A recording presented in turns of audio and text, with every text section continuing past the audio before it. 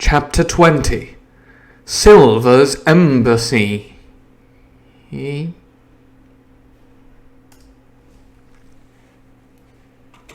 So lest we forget, we've had Long John's going to flag a truce, and he's shown up at the stockade.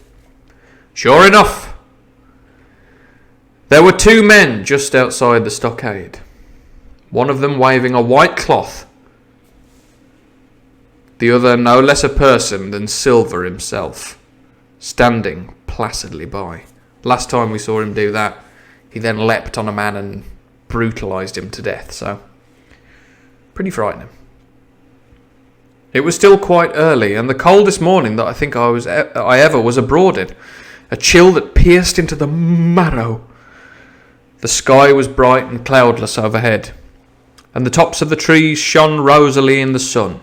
But where Silver stood with his lieutenant, all was still in shadow, and they waded knee-deep in a low white vapour that had crawled during the night out of the morass. The chill and the vapour, taken together, told a poor tale of the island. It was plainly a damp, feverish, unhealthy spot. "Keep indoors, men," said the captain. 10 to 1, this is a trick. Then he hailed the buccaneer. "Who goes? Stand or we fire." "Flag a truce!" cried Silver. The captain was in the porch, keeping himself carefully out of the way of a treacherous... The captain was in the porch, keeping himself carefully out of the way of a treacherous shot, should any be intended. He turned and spoke to us. "Doctors, watch on the lookout. Dr. Livesey, take the north side if you please. Jim, the east. Gray, west. The watch below, all hands to load muskets. Lively, men, and careful." And then he turned again to the mutineers. "And what do you want with your flag of truce?" he cried. This time it was the other man who replied. "Captain Silver, sir, to come on board and make terms," he shouted. I don't know who he is, so he's just given a generic sailor's voice there. "Captain Silver? Don't know him. Who's he?" cried the captain, and we could hear him adding to himself. "Captain, is it? My heart and ears promotion. Wry as ever." Long John answered for himself. "Me, sir. These poor lads have chosen me captain after your desertion, sir," laying a particular emphasis upon the word desertion. Oh, it's Heisenberg again.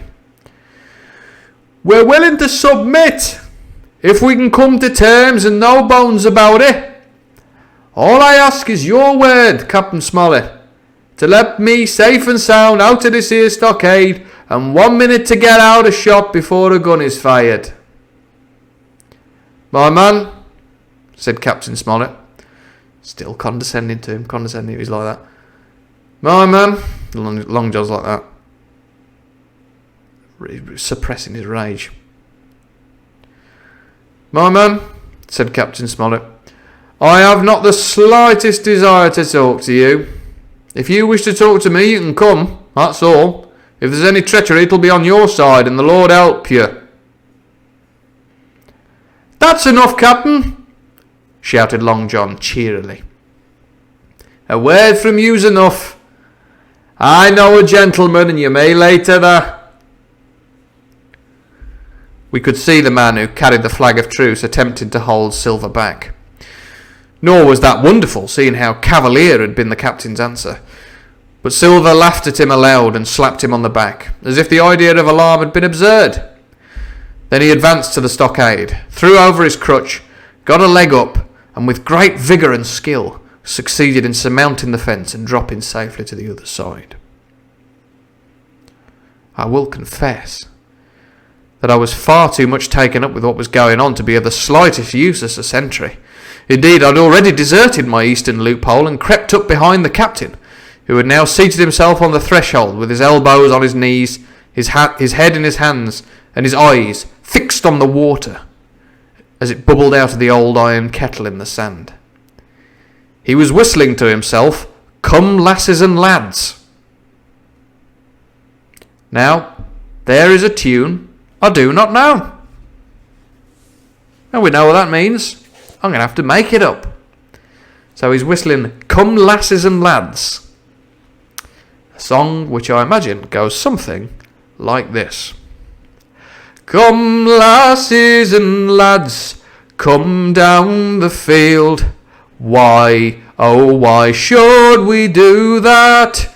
Because there's free cake and free bacon too. But make sure you eat the bacon first. Me lads and lasses, make sure you eat the bacon first. Oh why should we eat the bacon first?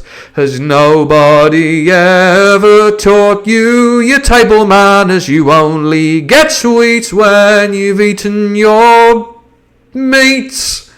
So eat the bacon first, and then your cake, oh me lads and lasses, then your cake, oh me lads and lasses. Oh, won't you come, lads and lasses. It's all disintegrated, hasn't it? You get the basic idea with that one. So he's whistling that.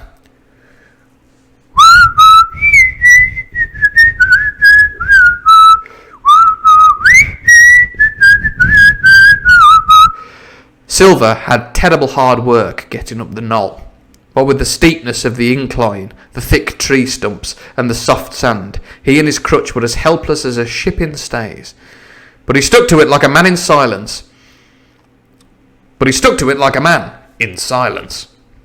And at last arrived before the captain, whom he saluted in the handsomest style. Or more likely the tug of the forelock. Much like the gif that crops up on here, if anyone follows. So thanks for that. Little tug of the forelock from Long John.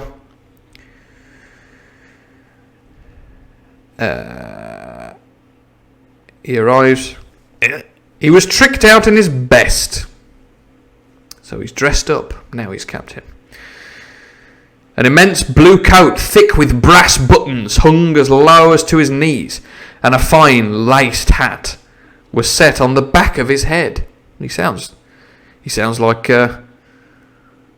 King Charles II, to be honest, which is much how Captain Hook is described in Peter Pan, a completely different pirate story. Maybe we can read that another time. "Here you are, my man," said the captain, raising his head. "You'd better sit down." "You ain't a-going to let me inside, Captain," complained Long John. "It's a main cold morning, to be sure, sir, to sit outside upon the sand." "Why, Silver," said the captain, "if you'd please to be an honest man, you might have been sitting in your galley. It's your own doing. You're either my ship's cook, and then you were treated handsome, or Captain Silver, common mutineer and pirate, and then you can go hang." Well, Captain," returned the sea cook, sitting down as he was bidden in the sand. "You'll have to give me a hand up again, that's all. Sweet pretty place you've got of it here. Oh, there's Jim. Top of the morning to you, Jim. Doctor, here's me service.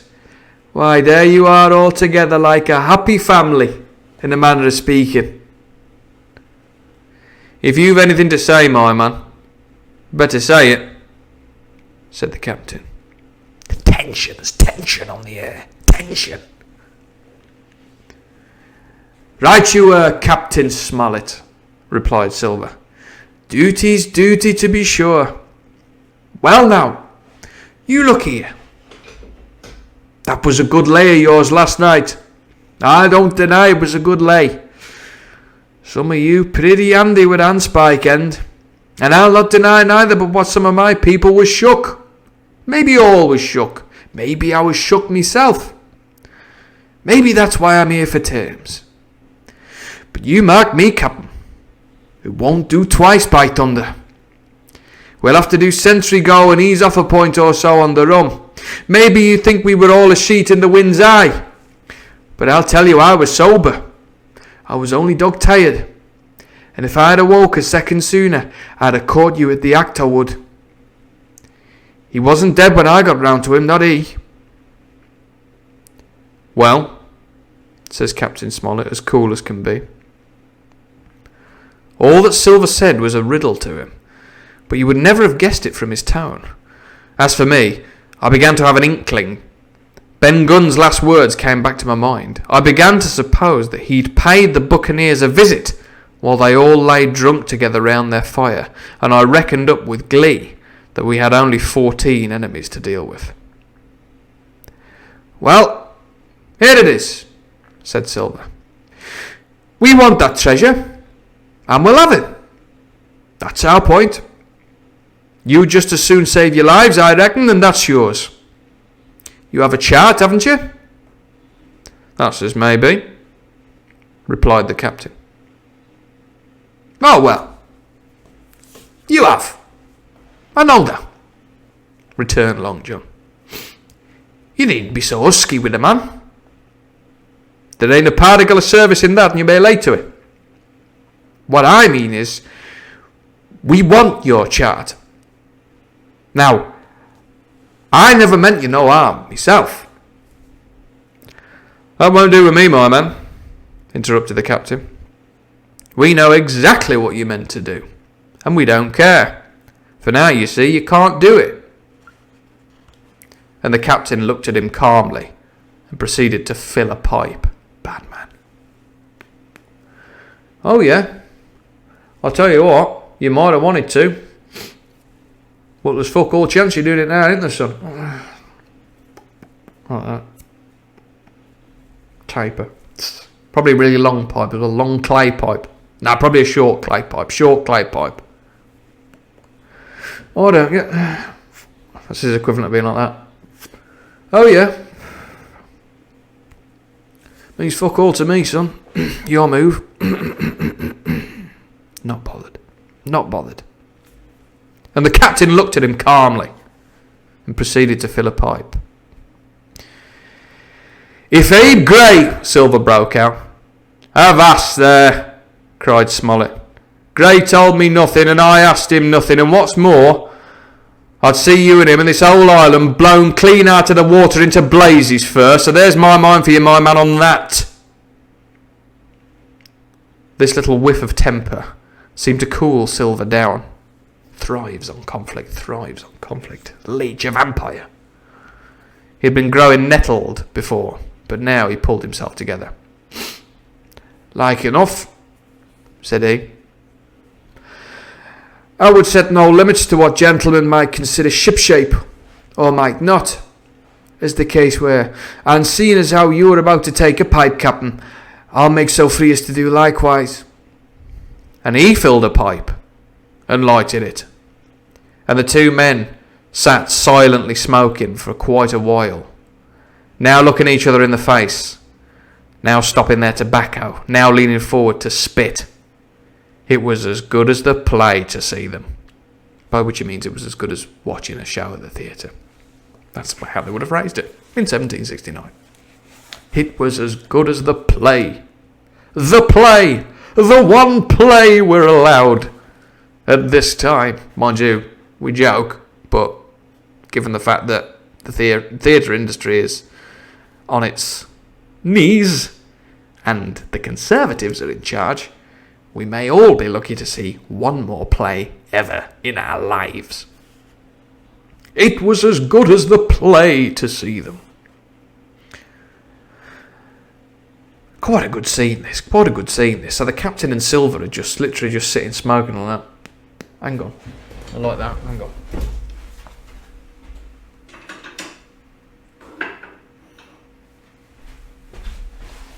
Like that. Just, oh, thanks for the auto zoom there, like that.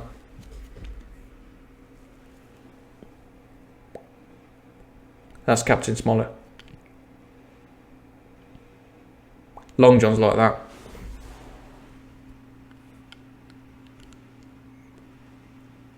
Everyone in the fort's like that.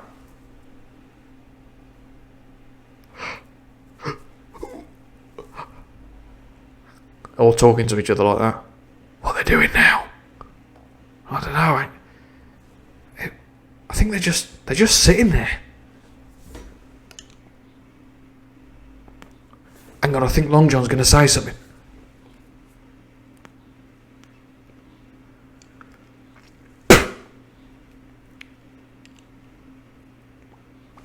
Did he say something? No, he just spat his tobacco out.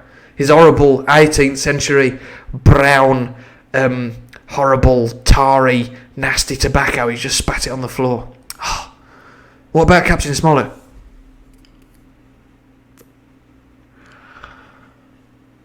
He's going to say something.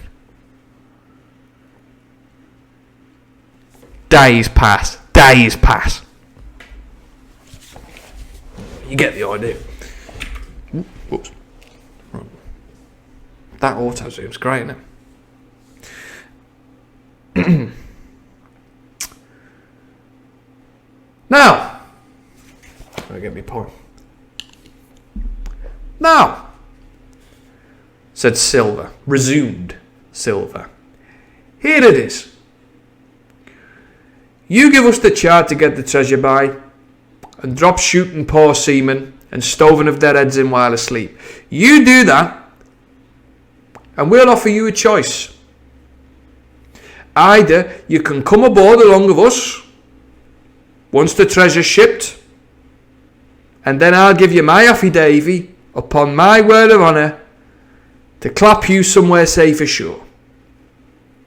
Or if that ain't to your fancy, some of my hands being rough and having old scores, threatening him a bit there,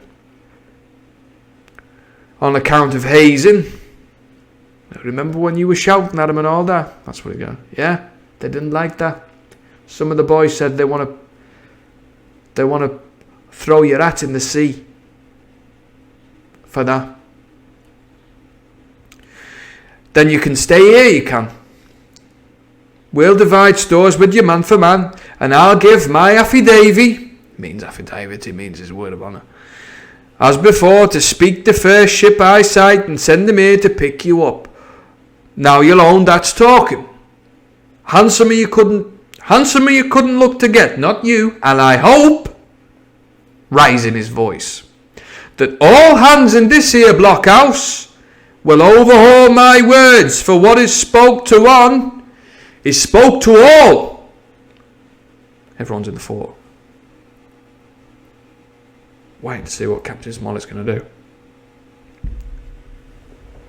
Captain Smollett rose from his seat and knocked out the ashes of his pipe in the palm of his left hand.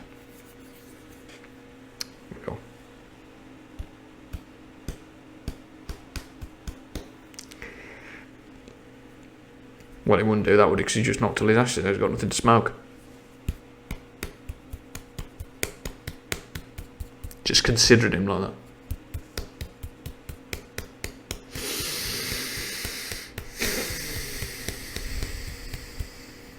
Very good, said the captain. Now you'll hear me. If you'll come up, one by one, unarmed, I'll engage to clap you all in irons and take you home to a fair trial in England. If you won't, my name is Alexander Smollett. I'll flow my sovereign's colours, and I'll see you all to Davy Jones. You can't find the treasure. You can't sail the ship. There's not a man among you fit to sail the ship. You can't fight us. Grey there got away from 5 of you. Your ship's in irons. Master Silver, you're on a lee shore, and so you'll find. I stand here, and I tell you so, and they're the last good words you'll get from me. For in the name of heaven, I'll put a bullet in your back when I next see you. Tramp, my lad. Bundle out of this, please, hand over hand, and double quick.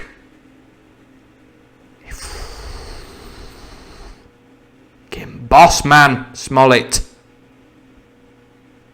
Silver's face was a picture. His eyes started in his head with wrath. He shook the fire out of his pipe.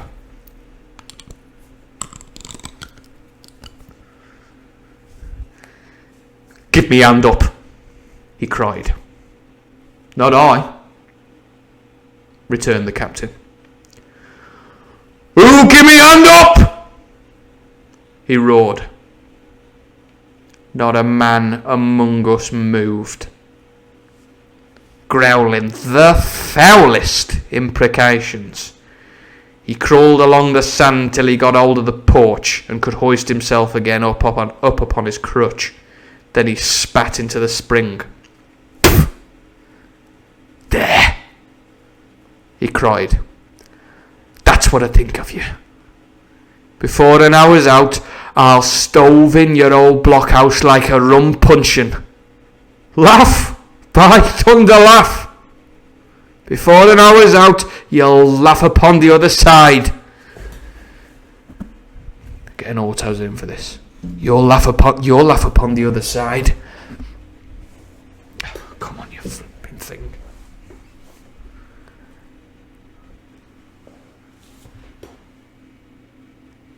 Them that die will be the lucky ones.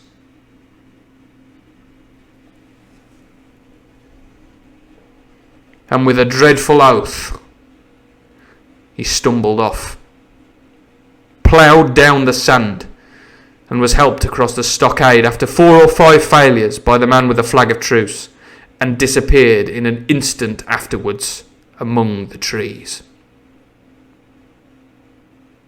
End of